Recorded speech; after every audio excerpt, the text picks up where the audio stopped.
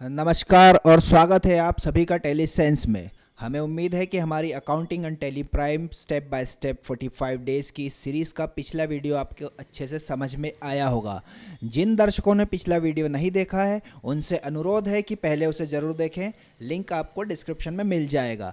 आप अपनी सभी क्वेरीज हमें कमेंट के माध्यम से पूछ सकते हैं। कमेंट ही एकमात्र जरिया है जो हमें आपसे जोड़ता है, इसलिए खुलकर कमेंट करें। और हाँ, हमारे जितने भी प्यारे दर्शक हैं प्लीज़ वीडियो को लाइक करें, चैनल को सब्सक्राइब करें और बेल आइकन को दबाना ना भूलें ताकि हमारी हर नई वीडियो आप तक तुरंत पहुंचे। चलिए बिना देर किए आज का टॉपिक शुरू करते हैं। देखिए, अगला जो केस है हमारे पास, ये जो टॉपिक बता रहा हूँ ये बहुत छोटा सा टॉपिक है लेकिन बहुत इंपॉर्टेंट है। इसको कहा जाता है बेकअप और रीस्टोर। ये जो टॉपिक है इसका नाम है बेकअप और रीस्टोर। बेकअप क्या है बेसिकली? तो बेकअप किसी भी कंपनी में जब आप काम करते हैं तो भाई ये इलेक्ट्रॉनिकल डिवाइस है, या तो कुछ भी ना हो और होता है तो बहुत कुछ होता है। हालांकि आप यदि डेटा डी ड्राइव में सेव करते हैं तो कोई नुकसान नहीं है, लेकिन मान लो यदि आपका डेटा सी ड्राइव में है या इस तरीके से कुछ प्रॉब्लम्स है तो हम हमारा डेटा बैकअप करके रख सकते हैं। कुछ लोग पेन ड्राइव में भी स्टोर करते हैं, हार्ड डिस्क में भी स्टोर करते हैं। तो कैसे? देखिए, उसके लिए आप क्या करेंगे, सबसे पहले आपको जाना है डेटा पर। इस डेटा पर एक ऑप्शन लिखा है बैकअप। बैकअप पर जब आप आएंगे तो यहाँ पर आप देख रहे हैं मेरे पास सी ड्राइव है। सी ड्राइव में जैसे मैं एक फोल्डर ले लेता हूँ इंटेल नाम का।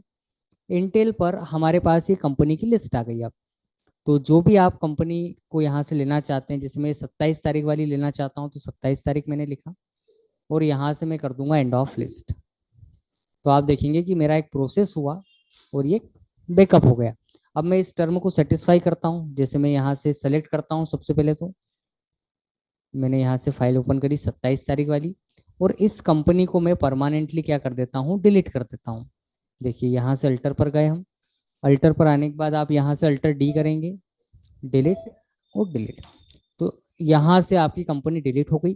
अब यदि आप सर्च करते हैं तो आपको यहाँ कंपनी नहीं मिलेगी। भाई यदि होती तो यहीं शो हो जाती। और यदि अब आपके पास बैकअप नहीं होता तो ये बहुत बड़ा लॉस है आपका। भाई जिस चीज को बनाने में 6 महीने लगे उसको एक दिन में आप नहीं बना सकते। तो ये वापस कंपनी कैसे आएगी?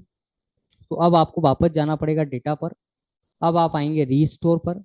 रीस्टोर पर आने के बाद यहाँ जैसे मैंने आपसे कहा था कि भाई इंटेल पर आपको जाना है तो इंटेल पर आप जाएंगे। इंटेल पर जैसे ही आप जाएंगे तो आप यहाँ देख रहे हैं कि आपकी कंपनी का नाम लिखा हुआ है 27/6/25।